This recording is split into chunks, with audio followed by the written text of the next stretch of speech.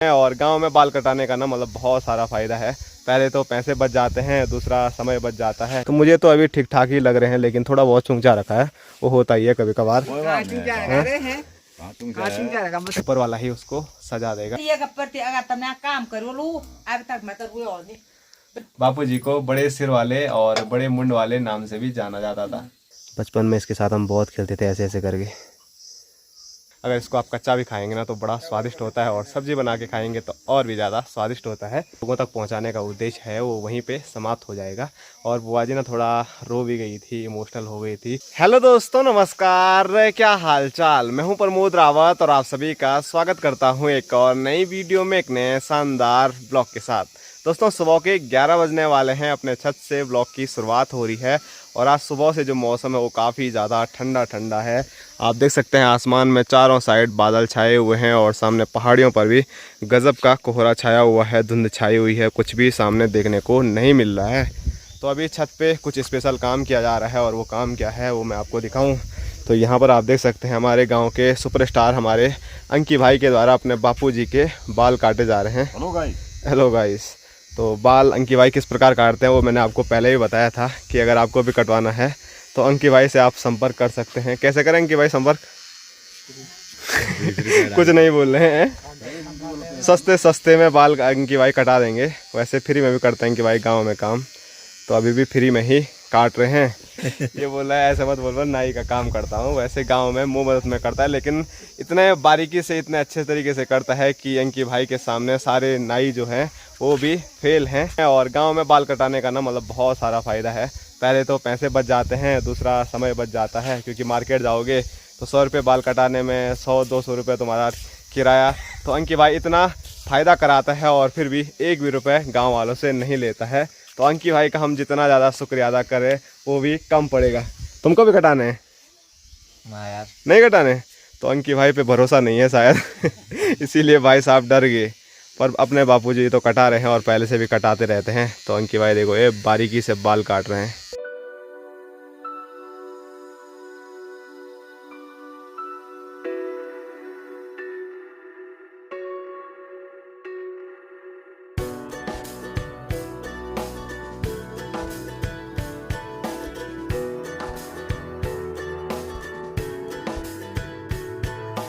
तो अंकी भाई जब तक अपने बापूजी के बालों की कटिंग करता है तब तक मैं थोड़ा खेत में आ चुका हूँ आप लोगों को कुछ दिखाने के लिए। तो हमारा जो खेत छोटा सा सगड़ा है, तो कुछ दिन पहले आपने देखा होगा यहाँ पर लाल मरचा था, उसमें बहुत सारा खरपतवार हो गया था। तो अपनी माँ ने पता नहीं कब यहाँ पर ये खरपतवार निकाला, लाल मरचा निकाला, और उसके बाद यहाँ पर देखिए मिर्च के छोटे छोटे पौधे भी लगा दिए हैं। तो वहाँ से लेकर यहाँ तक पूरी मिर्ची है, वहाँ से लेकर ये यहाँ तक। और यहाँ आगे मैं आपको खेत में बताऊं तो इस वाले सकोड़े खेत में ना बहुत सारी घिचड़ पिचड़ हो रखी है। तो यहाँ पर मैंने मिर्च लगा दी है, इधर क्या बोलते हैं मूंगरी भुट्टा भी है, और साथ साथ में यहाँ पर आलू भी हैं बहुत सारे, वहाँ से लेकर उधर तक। और आलू के जो फूल हैं वो मैंने आपको बताया था कि आलू एक ही प्रजाति के हैं, लेकिन इसमें फूल 2 प्रकार के देखने को मिल रहे हैं।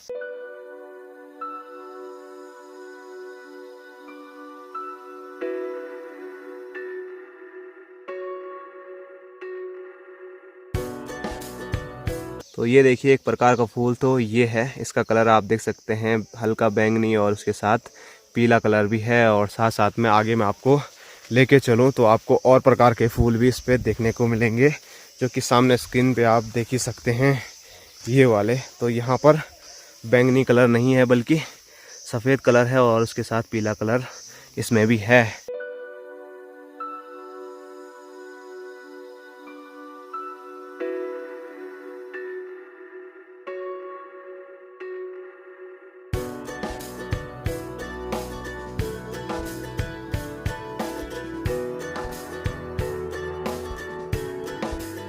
तो आपको ये वाले ना जो छोटे छोटे यहाँ पर पौधे नज़र आ रहे हैं, ये वो सामने ये, तो ये काफ़ी टाइम के बाद मैं अपने खेत में देख रहा हूँ। और ये मतलब किसी फल का नहीं है, बस इस पर मस्त से फूल आते हैं। और वो फूल किस चीज़ के हैं वो मैं आपको बताऊँ तो आपने सूरजमुखी नाम सुना होगा, तो सूरजमुखी का ही वो पौधा है। अभी तो फूल उस पर नहीं आया है, जब आएगा तो कितना प्यारा सूरजमुखी फूल है वो आपने देखा होगा तो ठीक है, नहीं तो मैं आपको दिखा दूँगा। और ऐसा कहते हैं कि सूरजमुखी का जो फूल होता है वो सूरज की तरह तो दिखता है, लेकिन जहाँ जहाँ सूरज जाता है तो वैसे वैसे घूमता रहता है, रोटेट करता रहता है। अब ये मैंने गौर से कभी देखा नहीं है, लेकिन ऐसा भी बोलते हैं।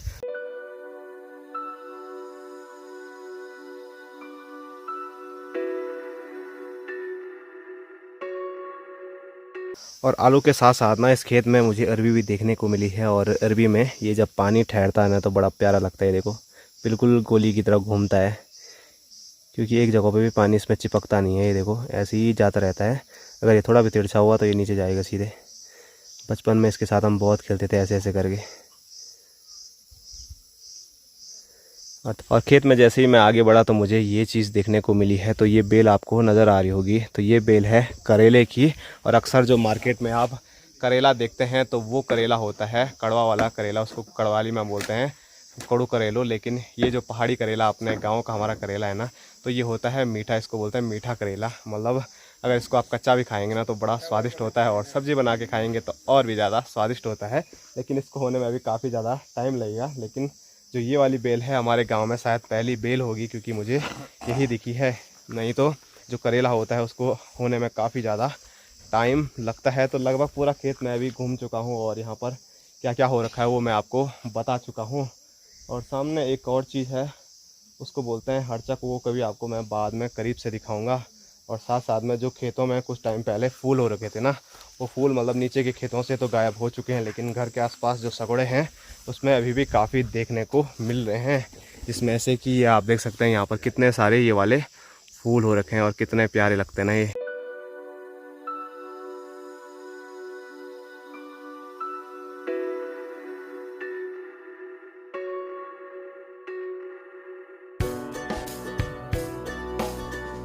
अभी सामने से लेकर यहाँ तक हमारे सगड़े में, और चाची का सगड़ा भी यहाँ पर है, तो जितना हो रखा था वो मैंने सब आपको दिखाया। और वापसी आ चुका हूँ अपने छत पे। तो यहाँ पर देखिए अंकी भाई ने बापूजी को बिल्कुल चूहे की तरह कुतर दिया है। शुरुआत में लग रहा था कि अंकी भाई बड़े प्रोफेशनल नाई हैं जो कि बापूजी के बाल अच्छे खासे काटेंगे, लेकिन अभी देखिए बापूजी कैसे कुतरे गए हैं वो आप ही देख सकते हैं। ये देखो बिल्कुल बीच बीच में टकला टुकला भी देखने को मिल रहा है। अंकी भाई को अभी वो हो गया कि यार ये तो बेइज्जती हो गई। बज कट है रे, बज कट तो इस कट का नाम है। और बज कट तो कोई कटोरा कट, कोई बज कट। वैसे बापूजी नहीं बोला है बल बारीक काटने के लिए, मैं तो बस मजाक कर रहा हूँ। अंकी भाई अच्छे खासे बाल काट देते हैं। और अंकी भाई को देखते हुए ना मुझे एक और अपना भाई याद आ रहा है, नाम तो नहीं बोलूँगा, लेकिन उस भाई का नाम हमने रखा था फूलचंद नाई। तो जब से फूलचंद नाई हमारे गांव से गए हैं उसके बाद से मतलब अंकी भाई ही फूलचंद नाई का काम हमारे गांव में संभाल रहे हैं। तो अंकी भाई का एक बार फिर बहुत बहुत धन्यवाद। और फूलचंद नाई अगर वीडियो देख रहे हैं तो कृपया अंकी भाई के लिए एक प्यारा सा कमेंट लिख देना कि आपकी गैर हाजिरी में अंकी भाई कैसे यहाँ पर बालों की कटिंग कर रहे हैं।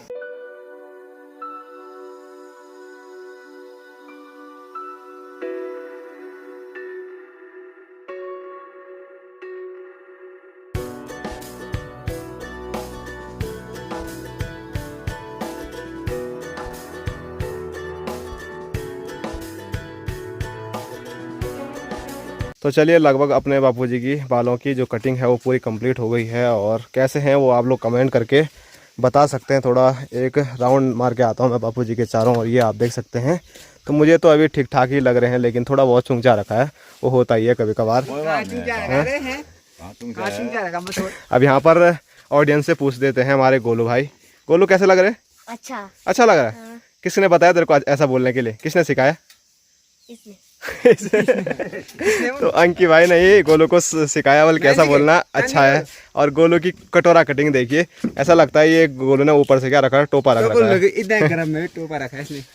और गोलू और जो अंकी भाई की लड़ाई है ना वो अक्सर आपको देखने को मिलती होगी।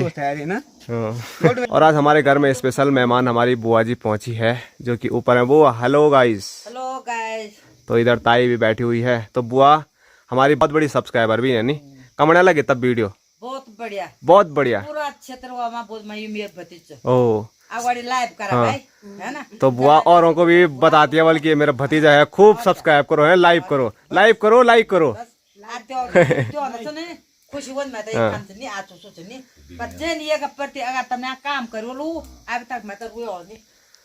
अब ये बताओ बापूजी को कैसा चुंग जाए है? बहुत बढ़िया है, चुंग जाए नहीं है मूसे की तरह। बढ़िया बढ़िया। उधर ताऊ जी भी बैठे हैं। तो ताऊ जी तुमको कैसे लगे तब बापू जी के बाल? बहुत बढ़िया। तो ताऊ जी बोल रहे हैं नाई जी भी फेल हो जाएंगे। और बुआ जी एक और कहानी लगा रही थी। कौन सी वाली? संटा बंटा वाली।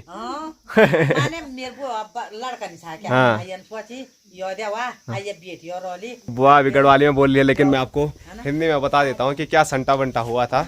तो बापू जी यहाँ पैदा हुए और बुआ जी उधर पैदा हुई। मतलब बुआ जी चाचा जी की बड़ी दीदी है। तो मतलब उस टाइम यहाँ पर लड़के नहीं हुए थे, मतलब बुआ ही हुई थी। और यहाँ पर बापू जी के तो 3 भाई पहले से, 2-3 भाई पहले से थे। तो इसीलिए बापू जी को उधर भेज दिया था और बुआ को इधर ले आए थे। अब बाद में क्या हुआ था? हाँ, फिर वापिस दो बल। तो लंबी बहुत कहानी है बल। तब उधर चाचा जी हो गए और उसके बाद संटा बंटा फिर कैंसिल हो गया। तो ऐसा ऐसा भी पुराने जमाने में होता था। संटा बंटा क्या था? हमारा था इसी नारे में। हाँ, तो पहले एक ही घर था ना, तो इसीलिए वो हो गया। तो अभी चौक पे बैठ के बुआ जी के साथ बहुत सारी हमने गपशप की। बुआ जी ने बहुत पुरानी पुरानी चीज़ें हमको बताई और वो सुनने में अलग ही मज़ा आता। लेकिन बुआ जी सब गढ़वाली में बोल रही थी, तो इसीलिए आपको मैंने सब कुछ सुनाया नहीं, क्योंकि आप लोगों के समझ में कुछ आता ही नहीं है जो गढ़वाली नहीं समझते होंगे। क्योंकि अधिकांश लोग गढ़वाल से, उत्तराखंड से, बाहर से हमारे साथ जुड़े हैं।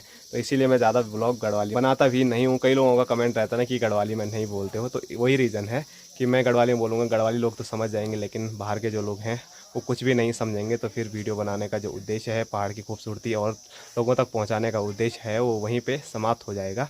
और बुआ जी ना थोड़ा रो भी गई थी, इमोशनल हो गई थी। लेटर आया था ना उस टाइम, हमको भी काफ़ी ज़्यादा दुख हुआ था, क्योंकि हमारे बारे में उसमें इतना सारा लिखा था, इतना गंदा गंदा लिखा था कि वो झूठी था, लेकिन वो भी हमारे बारे में लिखा हुआ था। तो बहुत बुरा लगा, पर वो चीज़ें मैं सब छोड़ गया हूँ पीछे और उसके बारे में मैं ज़्यादा बात भी नहीं करना चाह रहा हूँ। लेकिन बुआ आई तो बुआ ने वो बात की और उसी के साथ थोड़ा रोने भी लग गई। और कई लोगों का लगातार कमेंट भी था कि उसका लेटर का क्या हुआ। तो मैं उसमें अभी कुछ भी नहीं कर पाया, क्योंकि जो पुलिस वाले हमारे भाई लोग वहाँ पर थे, तो उन्होंने साफ साफ बोल दिया कि उसमें अभी हम कुछ नहीं कर पाएंगे, क्योंकि वो लेटर पूरा प्रिंट था। अगर हाथ से लिखा होता तो फिर कुछ हो सकता था। तो चलो, वो चीज़ें मैं छोड़ गया हूँ। अब सब ऊपर वाले के उस पे है, ऊपर वाला ही उसको सजा देगा।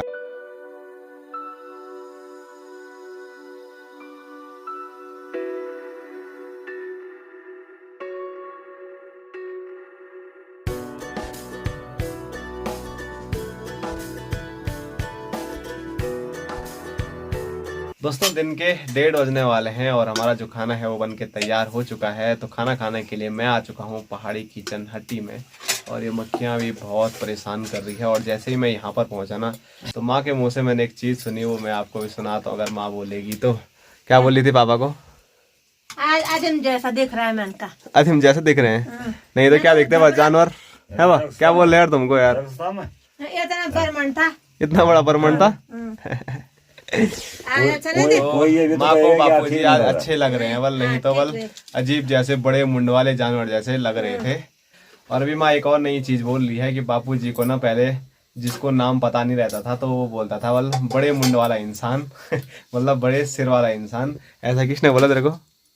ये भोसाल का भांजा था हमारा। अच्छा। हमारा उनके उसके पापा के ये सोल्टा मंगा रखे थे। दूसरे दिन में गए, मैंने कहा ये सोल्टा हमारा है, 2 सोल्टे थे। उसने कहा कि वो पहचानता नहीं था हमको। हाँ। उसने कहा कि जो उनका बड़ा सिर है उनका है।